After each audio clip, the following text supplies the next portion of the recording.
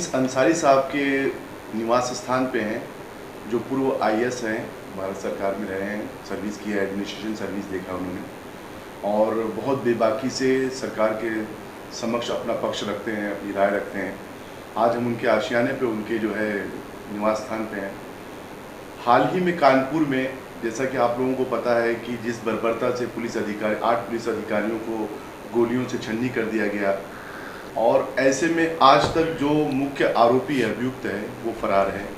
कुछ लोगों को पुलिस ने धर दबोचा है, लेकिन अभी भी स्थिति यथास्थिति है। ऐसे में आइए अनीस अंसारी साहब से पूछा जाए, क्योंकि ये एडमिनिस्ट्रेशन सर्विस से जुड़े हैं और लॉ एंड ऑर्डर जो इस वक्त उत्तर प्रदेश में सफ़र कर रहा है, उस पर इनकी क्या प्रतिक्रिया है। अनीस साहब, जिस तरह से जो है यूपी में, खासकर उत्तर प्रदेश की मैं बात करूं, उत्तर प्रदेश में गत कुछ महीनों से कानून व्यवस्था पूरी तरह से अस्त व्यस्त है। कभी जो है होर्डिंग को लेके जो है हाई कोर्ट में चली जाती है सरकार, सुप्रीम कोर्ट चली जाती है। ये मनमानापन, और अब हाल ही में आपने देखा कानपुर में जिस तरह से पुलिस के ऊपर बर्बरता हुई, इससे जो है जो एंटी सोशल एलिमेंट्स हैं, गुंडा प्रवृत्ति के लोग हैं, उनको शय नहीं मिल रहा है। सरकारों की जिम्मेदारी है, वो बुनियादी जिम्मेदारी, सबसे बड़ी जिम्मेदारी है कि आवाम की जान और माल और उनकी इज़्ज़त की हिफाजत करें। एक्चुअली तारीख़ी एतबार से देखें तो राज्य का जो तस्वुर है स्टेट का, वो पैदा ही इस वजह से हुआ कि लोग आपस में बहुत लड़ते थे। तो फिर लोगों ने तजुर्बे के बाद सीखा कि आपस में लड़ने से, आपस में झगड़े तय करने से बहुत ज़्यादा जाने और माल का नुकसान होता है। तो चलो एक रिप्रेजेंटेटिव बॉडी, एक सभी की नुमाइंदा एक बॉडी बना दी जाए जो राज्य कहलाए और वो लोगों को डिसिप्लिन में रखे। तो राज्य की ये बुनियादी जिम्मेदारी है कि आवाम की जान माल और उनकी इज़्ज़त की हिफाजत करे। लेकिन अब आजकल की सरकारों में एक शायद डेमोक्रेसी के गलत मतलब की वजह से ये मरज़ पैदा हो गया है कि वो गैर ज़रूरी चीज़ों में अपना वक्त बहुत लगाते हैं। कम्युनिटीज़ को एक दूसरे से लड़ाने में बड़ा वक्त लगाते हैं। पॉलिटिकल पार्टीज़ के जो लोग अपोजिशन में हैं उनको हैरेस करने में बड़ा वक्त लगाते हैं। तो आलम ये होता है कि एक शरीफ आदमी जो खाली एक जगह चुपचाप धरने बैठ के कैंडल जला रहा है और ये कह रहा है कि साहब लॉ एंड ऑर्डर ख़राब हो गया, उसको तो पकड़ ली जाता है और उस पर इल्ज़ाम लगते हैं कि साहब आपने 302 का काम किया आईपीसी का, और आपने 124 से बगावत कर दी हिंदुस्तान के ख़िलाफ़। ये सब बड़े बड़े संगीन इल्ज़ाम लगा दिए जाते हैं। डॉक्टर कफ़ील का केस हम लोगों के सामने है कि उन बेचारों ने 44 बच्चों की जब मौत हुई ऑक्सीजन गैस न होने की वजह से, गोरखपुर में जो माननीय मुख्यमंत्री जी का निवास स्थान है, उनका होम टाउन है, तो बजाय इसके कि उस शख्स ने जितनी खिदमत की थी आवाम की, कि बच्चों को बचाया था, अपनी तरफ से अपनी रिसोर्सेज से गैस सप्लाई की थी, उसी के ख़िलाफ़ इल्ज़ाम लगा दिया गया। उसको यूपी एपी में unlawful prevention of activities act में डाल दिया गया है। तो जब सरकारें या कोई भी शख्स अपना काम बुनियादी पर्पस से, बुनियादी मकसद से अलग हट के करना शुरू करेंगे तो वक्त तो उतना ही होता है ना। 24 घंटे होते हैं, 24 घंटे में आप बहुत ज़्यादा 12 घंटे 14 घंटे काम कर सकते हैं। तो 14 घंटे में अगर आपने आधा वक्त लगा दिया अपोनेंट्स को, पॉलिटिकल अपोनेंट्स को तंग करने में, आधा वक्त लगा दिया आपने हिंदू मुसलमान और छोटी जात बड़ी जात लड़ाने में, तो फिर आपका वक्त कहाँ है। तो सरकारों की जिम्मेदारी, और सारे शहरी उम्मीद करते हैं कि जिस सरकार को भी चुना है वो उनकी हिफाजत करेगी। ये हम देख रहे हैं कि जब से 2014 से बीजेपी की सरकारें आई हैं, उनमें एक आध को छोड़ दें तो हर जगह ये अफरा तफरी मची हुई है कि वो गैर ज़रूरी कामों में उलझे हुए हैं। अब सीए का मामला आ गया, एक ऐसी चीज़ जिसका कोई सरपैर नहीं है और जिसमें 47 करोड़ लोगों को नुकसान होता है, उसको ला दिया गया। तो उससे तमाम लोगों ने प्रोटेस्ट की। वो प्रोटेस्ट करने वाले कौन थे? Jamia Millia Islamia, Aligarh Muslim university, JNU, Banaras Hindu university, Allahabad university, यहाँ के स्टूडेंट थे, नौजवान लड़के थे, लड़कियाँ थीं। अब उनको बड़े संगीन अपराधों में पकड़ लिया गया। हद ये कि दिल्ली में जो राइट्स हुए उसमें उनको फंसा दिया गया। अब वो लोग राइट्स के लिए तो नहीं कह रहे थे, वो तो सीधा सीधा कह रहे थे कि आप सीए वापस ले लो, और पीसफुल तरीके से कह रहे थे।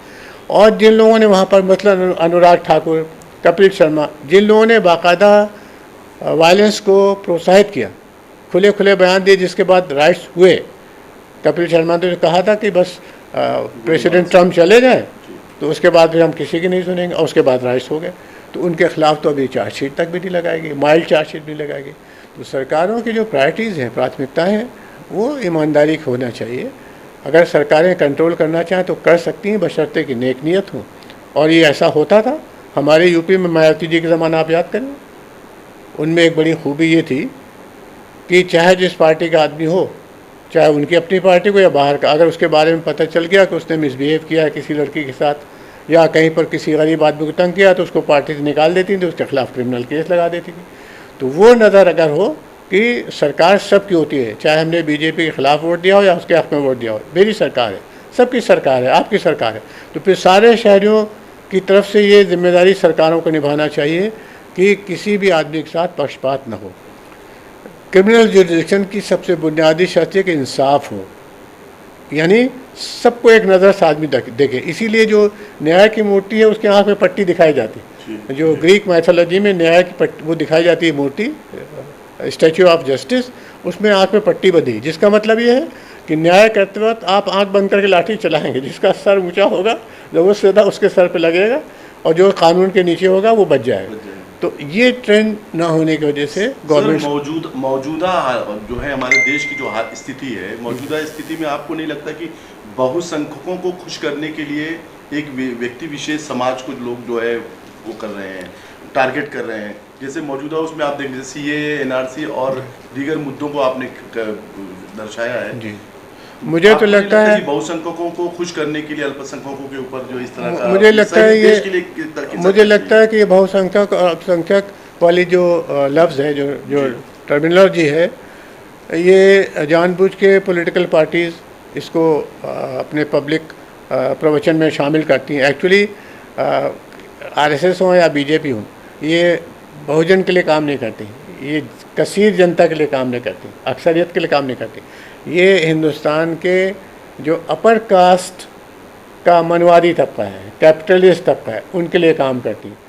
और चूँकि मेजॉरिटी माइनॉरिटी का जिक्र करते हैं लोग जानबूझ के, बहुसंख्यक और अल्पसंख्यक, तो उससे लगने लगता है जैसे ये सारे हिंदुओं के पक्षधर हैं या सारे मुसलमानों के मुखालिफ। ऐसा नहीं है। ये हिंदू, मुसलमान, सिख, ईसाई सारी कम्युनिटीज़ के जो बड़े तबके हैं, खुशहाल तबके हैं, पढ़े लिखे हैं, बड़ी ज़ात के हैं, कैपिटलिस्ट हैं, उनके हक़ में काम करती हैं। और जो छोटे तबके हैं, चाहे वो हिंदू मुसलमानों को, उनको ये लोग नज़रअंदाज करते हैं। यही वजह है कि सरकार की जितनी पॉलिसीज़ इधर आ रही हैं, इवन कोरोना के ज़माने में, उसमें भी आप देखें कि जानबूझ के गरीबों को बेहाल करने की कोशिश हो रही। मिसाल के तौर पर अब रेलवे जो है, रेलवे में सबको ये पता है कि जब मुसाफिर जाते हैं तो उनका जो किराया होता है जानबूझ के कम रखा जाता है, ताकि जो इंडस्ट्रियलिस्ट और बड़े व्यापारी जब अपना माल ढोएं गुड्स ट्रेन में, तो गुड्स ट्रेन में जो खर्चा ज़्यादा लेते हैं तो उसके प्रॉफिट से गरीबों को कॉम्पेंसेट करते हैं। अब ये प्राइवेटाइजेशन करने जा रहे हैं। प्राइवेटाइजेशन का सीधा सा नुस्खा ये है कि जैसे ताज होटल है, खूब अच्छा खाना मिलेगा, आप चले जाइए, लेकिन आपके पास पैसे होना चाहिए। मेदांता अस्पताल है, बहुत अच्छा इलाज होगा, लेकिन आपके पास पैसे होना चाहिए। तो जब सरकारें अपनी जिम्मेदारी कम करती चली जाएंगी और हर चीज़ प्राइवेट सेक्टर को देंगी, तो कोरोना को देखिए भुगतने में कितना नुकसान हो रहा है। प्राइवेट अस्पतालों ने अपने अस्पताल बंद कर दिए। सारे प्राइवेट अस्पतालों ने कहा साहब अगर हम इस वक्त खोलेंगे तो हमारे इलाज में परेशानी होगी और हमारे जो स्टाफ है वो बीमार हो जाएगा, तो उन्होंने बंद कर दिया। सरकार ने अपने हाथ सुकड़ना शुरू कर दिए हैं, बहुत दिनों से खर्च ही नहीं करते हैं, तो उसकी वजह से जो सरकारी अस्पताल है उनकी हालत बहुत खस्ता है। अब सरकारी अस्पतालों की खस्ता हालत का अंदाज़ा इससे लगाइए कि अमेरिका में अगर 100 रुपये की आमदनी है पूरे नेशन की, तो उसमें 10 रुपये वो पब्लिक हेल्थ में खर्च करते हैं। चाइना 5 रुपये खर्च करता है। वेनेजुएला जो कोई बहुत बड़ा मुल्क नहीं है, वो 9 रुपये 50 पैसे खर्च करता है। और इंडिया कितना खर्च करता है? 1 रुपये 90 पैसे। तो हम लोग उन कमज़ोर मुल्कों में शामिल हैं जहाँ पब्लिक हेल्थ के लिए बहुत कम खर्च करते हैं। अब ये रेलवेज़ में जो प्राइवेटाइजेशन करें, इसका सीधा नुकसान ये होगा कि धीरे धीरे सरकार की ट्रेनें कम हो जाएंगी और उनके जो किराए हैं, वो प्राइवेट वाला आदमी तो प्रॉफिट्स के लिए काम करेगा, तो वो अपने खर्चे वसूलेगा, तो सारा खर्चा गरीबों पे आ जाएगा, तो इन लोगों का ट्रैफिक परेशानी के लिए बास बनेगा। अभी एक और सरकार ने करने की कोशिश की है। 2014 से 2017 3 सालों में मोदी जी की सरकार में तकरीबन 40% सिविल सर्विसेज की भर्ती कम कर दी है। पहले 2000 के करीब होती थी, 1800, पहले 1800 होती थी कांग्रेस के ज़माने में, अब उसको घटा के 800 कर दिया। और इधर एक स्कीम बना ली कि हम 400 लोग प्राइवेट सेक्टर से भर्ती कर देंगे। ये कौन लोग हैं? इन्होंने कभी कोई कंपटीशन नहीं दिया, IAS का कंपटीशन नहीं दिया, सब इन्हीं के वर्कर्स होंगे और प्राइवेट कंपनियों के लोग आएंगे, कॉर्पोरेट के लोग होंगे। तो करेंगे क्या? इन्होंने इकोनॉमिक मिनिस्ट्री सब 9 आइडेंटिफाई की हैं, इसमें forest, environment, finance, economic affairs, ये सब बड़े बड़े डिपार्टमेंट, रोड, PWD, इस सब को ले लिया है। तो यहाँ पर जो अभी हमारे अफसरान दबंग होकर लिखते हैं कि साहब यहाँ पर कोयले की खदान नहीं होना चाहिए वरना इतने लाख लोग डिस्प्लेस हो जाएंगे, वो सब आसानी से लिखेंगे कि नहीं साहब आप जो कह रहे हैं बहुत सही है, इससे बड़ा फ़ायदा होगा। 400 लोगों की भर्ती प्राइवेट सेक्टर से होने जा रही है। और ये सब लोग कौन हैं? इनमें कोई 45 लाख, कोई 50 लाख कमा रहा है प्राइवेट सेक्टर में। अब आप सोचें, अकल की बात है कि कोई 50 लाख पर महीने का आमदनी वाला आदमी और 2 लाख रुपये महीने का आमदनी में काम करने आएगा IAS में? तो कोई तो लालच है उसको। लालच क्या है?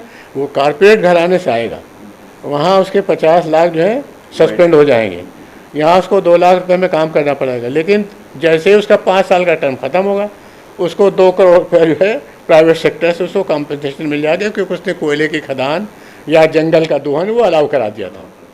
दिस इज़ व्हाट इस तरफ हिंदुस्तान सरकारें ले जा रही। बढ़ते हुए अभी जो है जैसे पेट्रोल के दाम बढ़ रहे हैं, डीजल का दाम पेट्रोल के दाम के एकदम समझिए कि करीब हो गया। ऐसे में क्योंकि पेट्रोल डीजल एक ऐसी वस्तु है, ऐसी पदार्थ है जिसके वजह से इन्फ्लेशन जो है, महंगाई बढ़ती है, क्योंकि ट्रांसपोर्ट इसी पे डिपेंड है। हर जो भी वस्तु है, चाहे खाने की हो चाहे रखने की हो, सब वस्तुओं के लिए आप ट्रांसपोर्ट का इस्तेमाल करते हैं। ऐसे में गत आप देखिए कि 20 दिनों से कम से कम सरकार ने जो है 17-18 बार जो है रेट्स बढ़ाए हैं। तो ये जो कि कच्चा तेल का रेट जो है दूसरे देशों में, ये पेट्रोल में बहुत से चार्जेस कम है, हमारे देश में हम सर्वोपरि हैं। इसके पीछे क्या आपको लगता है, क्या राज है? इन्होंने 28 बार पेट्रोल और डीजल के दाम बढ़ाए हैं और इनकी सरकार को ये क्रेडिट जा रहा है कि हिंदुस्तान की आज़ादी के बाद पहली मरतबा ऐसी सरकार आई है जिसने डीजल के दाम और पेट्रोल के दाम बराबर कर दिए। डीजल के दाम सरकारें इसलिए जानबूझ के कम रखती थी, केरोसिन ऑयल की जानबूझ के इसलिए रखती थी कि इसमें किसानों और छोटे घर के लोग इसको इस्तेमाल करते हैं। केरोसिन जब बिजली नहीं होती थी और अभी बहुत जगह नहीं है तो गांव में लोग लालटेनें जलाते थे। इसी तरह डीजल से पंप सेट चलाते थे, अब इन्होंने बराबर कर दिया। ऐसे वक्त में कीमतें बढ़ाई हैं, एक्साइज ड्यूटी भी बढ़ा दी है और GST राज्य सरकार ने बढ़ा दी, भारत सरकार ने भी बढ़ा दी अपनी। तो उसका अंजाम ये हो रहा है कि अब जो छोटा तबका है जो गांव में रहता है उसको केरोसिन ऑयल महंगा पड़ रहा है। जो छोटे मोटे मझोले MSME जिसको कहते हैं, माइक्रो स्मॉल मीडियम, ये जो 99% अब इंडस्ट्री हो गई है इसी कैटेगरी की, तो इनके लोगों को जो ज़रूरत पड़ती थी कार की और अपने फैक्ट्री चलाने की, उसमें दिक्कत आएगी। ये एक्सप्लॉयटेशन है, ये जनता के साथ एक तरीक़े का गलत व्यवहार है, धोखाधड़ी है। क्योंकि जब जनता के पास पैसा नहीं खाने तक का, लोग 1600 किलोमीटर पैदल चल के अपने वतन जाने की कोशिश कर रहे थे, रास्ते में मर गए हैं। ऐसे लोगों से ये कहना कि हम केरोसिन ऑयल महंगा करके बेचेंगे, और जबकि कोई ज़रूरत नहीं है, क्योंकि आपने बिल्कुल सही फरमाया कि पूरी दुनिया में क्रूड ऑयल की कीमतें गिर गई हैं। इनफैक्ट एक स्टेज ऐसा आया था अभी कुछ दिन पहले जब नेगेटिव में चली गई थी, क्रूड ऑयल को रखना महंगा पड़ रहा था बेचने के मुकाबले में। तो अमेरिका में उन्होंने $28 पर बैरल के हिसाब से महंगा होने की वजह से उन्होंने कहा चलो इसको फेंक दो किस तरह से, जैसे आलू हमारे किसान फेंक देते हैं जब सस्ती होता थी। तो ऐसे में सरकार को जिम्मेदारी से काम करना चाहिए थे। इसको खुशी की बात है कि अपोजिशन ने उठाया है, कांग्रेस पार्टी ने ख़ास तौर से प्रियंका गांधी जी ने, राहुल गांधी ने बहुत प्रखर होकर इस पर कहा है कि ये जनता के साथ धोखेबाजी हो रही है। सरकार को इस पर पुनर्विचार करने की ज़रूरत है।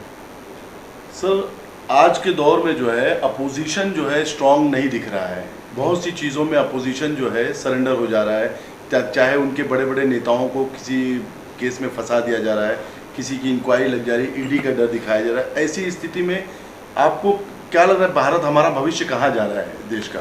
देखिए, हमारे जहाँ स्ट्रॉन्ग होता है पोजीशन, वहाँ की स्थिति बहुत अच्छी होती है उस देश की। हमारे मुल्क में प्रजातंत्र को बचाए रखने की सबसे बड़ी चुनौती है इस वक्त, इसलिए कि जो सरकार आ गई आरएसएस और बीजेपी की, ये प्रजातांत्रिक सिस्टम पे यकीन ही नहीं रखती।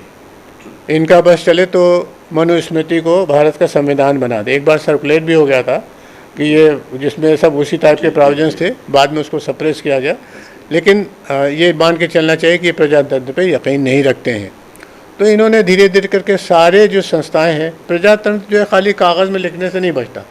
प्रजातंत्र को बचाने का तरीका यह होता है कि अदालतें, पुलिस, ब्यूरोक्रेसी, इलेक्शन कमीशन, यूनिवर्सिटियाँ, ये सब ऑटोनोमस होकर अपने दायरे में काम करें, सरकार के ख़िलाफ़ काम ना करें। लेकिन सरकार ने अगर गलती की है, हाँ, निष्पक्ष हो, सरकार ने गलती की तो उसको टोके। अब इन्होंने यूनिवर्सिटी को कमज़ोर करना शुरू किया। आपने देखा कि इन्होंने जेएनयू के साथ क्या सलूक किया, वहाँ चेन्नई में, तमिलनाडु में क्या किया, वो लड़का जो खुदकुशी करनी पड़ी। तो इन्होंने संस्थाओं को कमज़ोर किया है और जानबूझ के किया है, क्योंकि एक सबसे बड़ी चीज़ जो डेमोक्रेसी को कमज़ोर करने वाली ये ला रहे थे, वो सीए है। वो तो कहिए कि कहीं से खुदाई आफत आ गई कोरोना की, उसकी वजह से वो मामला ठंडे बस्ते में भी चला गया है। लेकिन अभी कल ही बयान दिया है राजनाथ सिंह साहब ने कि नहीं, वो तो एक्ट पास हो गया है, वो वापस नहीं होगा। तो इनकी पार्टी की मंशा बिल्कुल क्लियर है कि ये सीए को, एनआरसी को लागू करेंगे। उसका नुकसान क्या होगा? उसका नुकसान ये होगा कि लगभग 30 करोड़ लोग जो भूमिहीन हैं, 15 करोड़ जो घुमंतू जातियाँ हैं, नोमैडिक ट्राइब्स, और 2 करोड़ जो शेल्टरलेस लोग, जिनके एक सर पे नहीं, ये 47 करोड़ लोग ऐसे हैं जिनको वोट देने का इख्तियार छिन जाएगा। ख़त्म नहीं होगा, सस्पेंड हो जाएगा। यानी उनको 10 साल लगेगा साबित करते करते, अगर कहीं से सर्टिफिकेट ले की बात थी, तो 10 साल में 2 इलेक्शन हो जाएंगे कम से कम। तो 2 इलेक्शन बीजेपी इसलिए निकाल ले जाएगी कि ये जो तबका है, जो 47 करोड़ है, ये सब कम पढ़ा लिखा, छोटी जातों का, छोटी बिरादरियों का, यानी जिसको कहते हैं ओबीसी और दलित तबका, ट्राइबल्स और औरतें, ये लोग हैं। ये लोग ट्रेडिशनली बीजेपी के ख़िलाफ़ वोट देते रहे, क्योंकि उनको ये पता है कि बीजेपी सिर्फ बड़े लोगों की पार्टी है। तो बड़े लोगों की पार्टी की वजह से छोटे लोग हमेशा उसके खिलाफ़ वोट देते हैं। उसकी वजह से ममता बनर्जी, लालू प्रसाद यादव, नीतीश कुमार, मायावती जी, मुलायम सिंह, अखिलेश यादव, ये सब देवीलाल रेड्डी साहब, ये सब इसीलिए चुन के आते हैं। जब 47 करोड़ का पत्ता काट देंगे तो ये सारी पार्टियाँ धाराशाही हो जाएंगी। तो अपोजिशन बिल्कुल कागज़ पे रह जाएगा। तो इनकी चाल ये है कि सीए को ला, इसीलिए इतनी संजीदगी से कह भी रहे हैं कि हम इसको करेंगे, क्योंकि इनको पता है कि हो जाएगा तो फिर 10 साल तक बीजेपी को रूल करने में कोई रोक ही नहीं सकता। और 10 साल में बहुत एहतियात से कह रहा हूँ, हो सकता है इससे ज़्यादा वक्त लगे, क्योंकि फॉरेनर्स ट्रिब्यूनल में इनकी अपीलें जाएंगी। जिसको भी आपने कह दिया कि ये मुश्तबा शहरियत है, डाउटफुल सिटीजनशिप है, उसको 10 साल तो लगने ही है तय करने में, जो आसाम का तजुर्बा है। और चूँकि आबादी बहुत ज़्यादा है, 47 करोड़ के अप्लीकेशन होंगे, तो उतने इनके ट्रिब्यूनल ही नहीं, हो सकता है 15 साल लग जाए, 20 साल लग जाए। और इन्होंने एक और जो तरकीब इस्तेमाल की है वो ये है कि जो भी पीसफुल डिमॉन्स्ट्रेशन करे उसको सीरियस चार्जेस लगा दो। सदफ जाफ़र, वो बेचारी 19 दिसंबर को पुलिस वालों से ये कह रही है अपने फेसबुक लाइव में कि भाई देखो, वहाँ किसी गुंडे ने जीप पे आग लगा दी है और आप लोग यहाँ बैठे हुए जाके उसको पकड़िए। तो वो तो कह रही है गुंडे को पकड़ो, और इन्होंने उसी को पकड़ लिया और कितने दिन तक बिना उसका नाम बोर्ड में डाल दिया, पब्लिक में मुश्तहरी की, उसकी बदनामी करने की कोशिश की। कबीर को, दीपक कबीर को पकड़ लिया। दारापुरी आईपीएस के अफसर के साथ बदतमीजी की कांस्टेबल ने। तो ये बड़ी मिसालें हैं जिसमें अभी शाहनवाज़ को, हमारे कांग्रेस पार्टी के शाहनवाज़ हैं जो माइनॉरिटी का विंग देखते हैं, उनको पकड़ लिया। दिल्ली में बहुत लोग पकड़े जा रहे हैं, जिन जिन लोगों ने मुखालफत की थी सीए की, उनको बस राइस के ग्राउंड पे पकड़ने की कोशिश और सीरियस चार्जेस लग रहे हैं यूपीएपीए के। तो इनका एतक़ाद प्रजातंत्र में है ही नहीं, ये प्रजातंत्र को कमज़ोर करें। इस वक्त जनता को बहुत अलर्ट होके इनको इलेक्शन में हराने की ज़रूरत है। अगर सब लोग मिल के इलेक्शन हरा दें इनको, बिहार का इलेक्शन आ रहा है, फिर बंगाल का आ रहा है, अगर इसमें इनकी करारी शिकस्त हो जाए तो ये सुधर जाएंगे, वरना ये तो मुल्क जो है किस तरफ जा रहा है इसको अल्लाह ही मालिक। ये हमारे बीच थे आईएएस ऑफिसर जो रिटायर्ड हैं, अनीस अंसारी जी। इन्होंने बड़ी बेबाकी से सरकार का पक्ष रखा, सरकार की जो नीतियां हैं और देश को जो उसका दुष्परिणाम हो रहा है और होने वाला है उससे देश की जनता को अवगत कराया। मैं सैयद गुलाम हुसैन सरफराज जाहिद के साथ लखनऊ से जनवार्ता के लिए।